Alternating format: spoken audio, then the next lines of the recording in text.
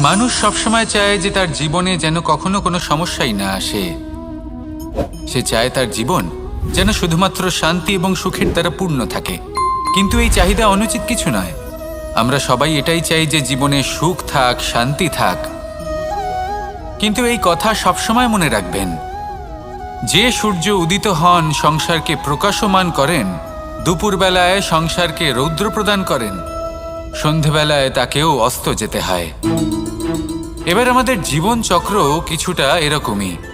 কোনো কিছুই চিরকাল একরকম থাকে না। কখনো এই নদীকে দেখুন, যা বয়ে চলেছে। এই নদী যা বয়ে চলেছে তার পথেও অনেক বিপদ আসে। বড় বড় পাথরের সম্মুখীন হয়ে তাকেও সামনে এগিয়ে যেতে হয়। একটি পুকুর যা চারদিক থেকে ঘেরা, তার জীবনে কিন্তু কোনো সমস্যা নেই। কিন্তু এই সংসারে পুকুরের পুজো করা হয় না, পুজো করা হয় নদীকে। মনে রাখবেন, সমস্যার ঊর্ধ্বে তিনি উঠতে পারেন যিনি সমাধি লাভ করেছেন, যিনি এই সংসারেই নেই।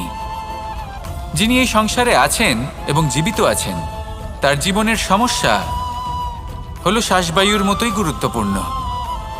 আসুন আমার সাথে ভালোবেসে বলুন, রাধা রাধা। কথায় আছে যে স্বপ্ন এবং লক্ষ্য হলো একটি মুদ্রারই দুটি দিক।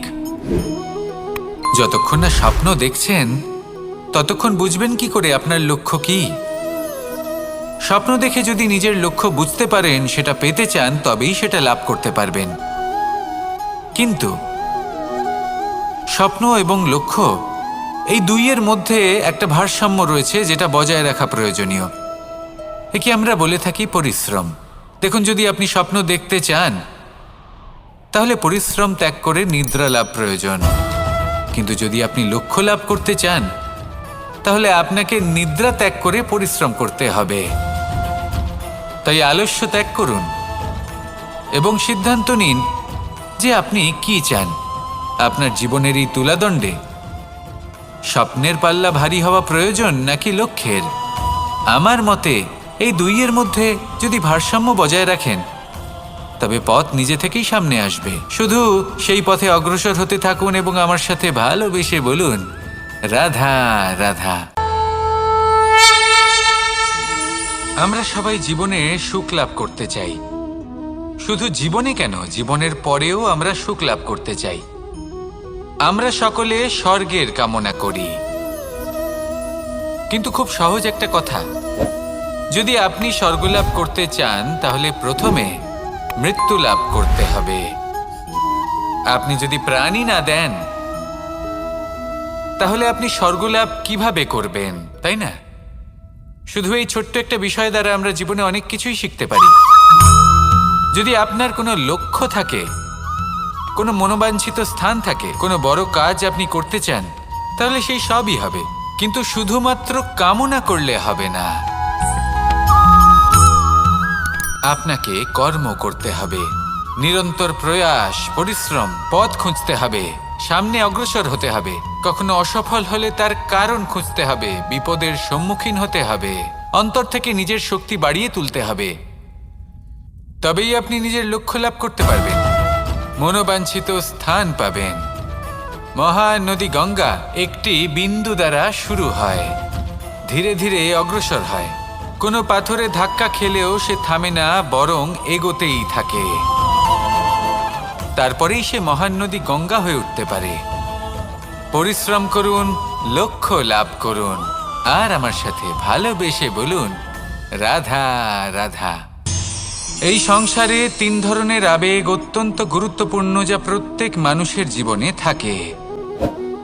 প্রথমটা হলো আনন্দ, যা আমরা সবাই লাভ করতে চাই। দ্বিতীয় হলো ক্রোধ। এটা তখনই আসে যখন আমরা আমাদের উপর নিয়ন্ত্রণ হারাই বা কোনো পরিস্থিতি আমাদের প্রতিকূল হয়ে থাকে। তৃতীয় হলো দুঃখ। এই দুঃখ তখনই আসে যখন কোনো একটা পরিস্থিতি আমাদের মনের মতো হয় না, বা আমাদের প্রিয়জন আমাদের বুঝতে পারেন না। আমরা অমূল্য কিছু হারিয়ে ফেলি, তখন এই দুঃখ আমাদের হৃদয়ে আশ্রয় নেয়। এই তিন আবেগ হলো এমন যে আমাদের জীবনে আসতে এবং যেতে থাকবে। কিন্তু এই তিনটি আবেগের বিষয়ে কোন কথাটা মনে রাখতে হবে সেটা শুনুন। যখনই আপনি আনন্দে থাকবেন, প্রতিশ্রুতি দেবেন না, কারণ যখন মানুষ আনন্দে থাকেন তখন তিনি নিজের বিবেক বোধ হারিয়ে ফেলেন। দ্বিতীয়ত, যখনই আপনি ক্রুদ্ধ হবেন, উত্তর দেবেন না, কারণ ক্রোধের বশে যে উত্তরই দেবেন সেটা শুভ হবে না। তৃতীয়ত, যখনই আপনি দুঃখী থাকবেন, কোনো সিদ্ধান্ত নেবেন না, তখন নিজের মনের ওপর, নিজের কর্মের ওপর, নিজের ওপর নিয়ন্ত্রণ রাখতে চেষ্টা করুন। যদি এই তিনটি আবেগের ক্ষেত্রে এই জিনিসগুলো মনে রাখেন, তাহলে জীবনে কখনো আক্ষেপ করবেন না। আসুন আমার সাথে ভালোবেসে বলুন, রাধা রাধা। আমাদের মধ্যে বেশিরভাগ মানুষ কোনো না কোনো মহাশক্তির উপস্থিতিকে বিশ্বাস করেন। আমরা মনে করি যে এ হলো সেই মহাশক্তি যার প্রভাব, যার কৃপা চিরকাল আমাদের উপর বজায় থাকে। আমাদের কর্মের ওপর, কর্মফলের ওপর চিরকাল তার দৃষ্টি থাকে। আমাদের মধ্যে কেউ একে ঈশ্বর মনে করেন, কেউ বা প্রকৃতি মনে করেন, বা কেউ কোনো গৃহপালিত পশুর মধ্যে মহাশক্তির দর্শন লাভ করেন, বা কেউ কোনো বস্তুর মধ্যে।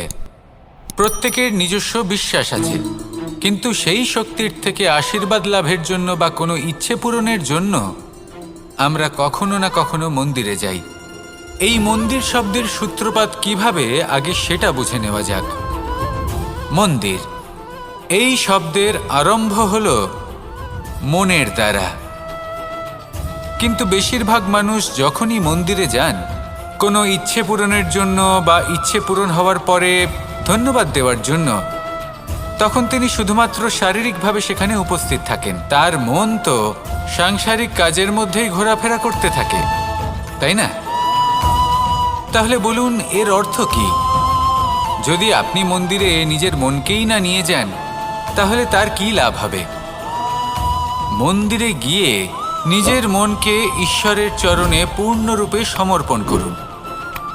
নিজের মন থেকে ঈশ্বরের আরাধনা করুন, আর এই মন থেকেই বলুন, রাধা রাধা।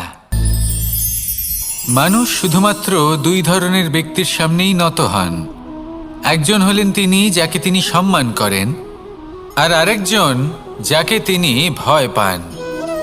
এবার কোনো ব্যক্তি যদি আপনার সামনে নত হন, তাহলে তার পেছনের কারণ কি? আপনার প্রতি সম্মান নাকি আপনার প্রতি ভয়? সেটা আপনাকেই বুঝতে হবে। যদি আপনি এমন মনে করেন যে তাতে কি যায় আসে, ভয় হোক বা সম্মান, কেউ আমার সামনে নত তো হচ্ছেন, যদি এটা আপনার চিন্তা ভাবনা হয়, তাহলে আপনাকে মনে করিয়ে দিই, এই সময় বদলাতে বেশি সময় লাগে না।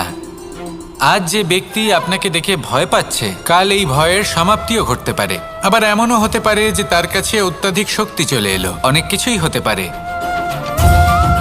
তাই মনে রাখবেন, যে মাথা ভয়ের কারণে নত হয় তা সময় এলে সবার আগে বিরোধিতা করতে পারে, আর যে মাথা সম্মানের কারণে নত হয়, আপনার জন্য নিজের শিরচ্ছেদও সে করতে পারে।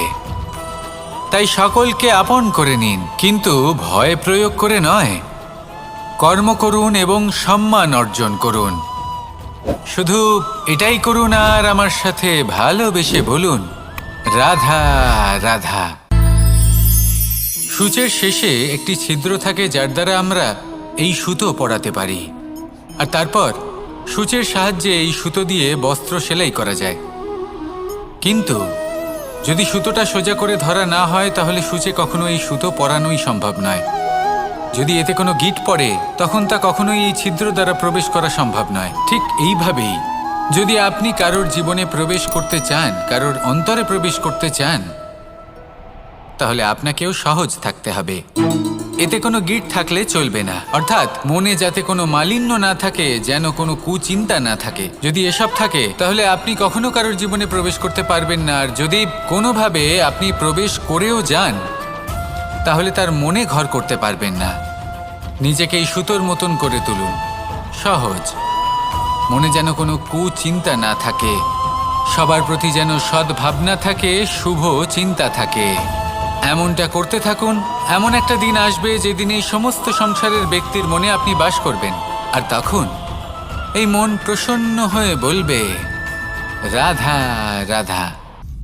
প্রতীক্ষা তার পরিশ্রম, যার ফলে উনি সংসারে সর্বোচ্চ স্থান অধিকার করেছেন।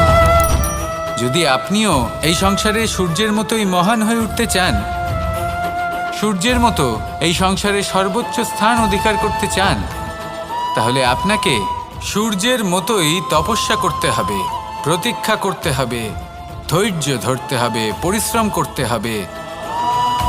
তবেই এই সংসারে আপনি সম্মান লাভ করবেন, যশ লাভ করবেন।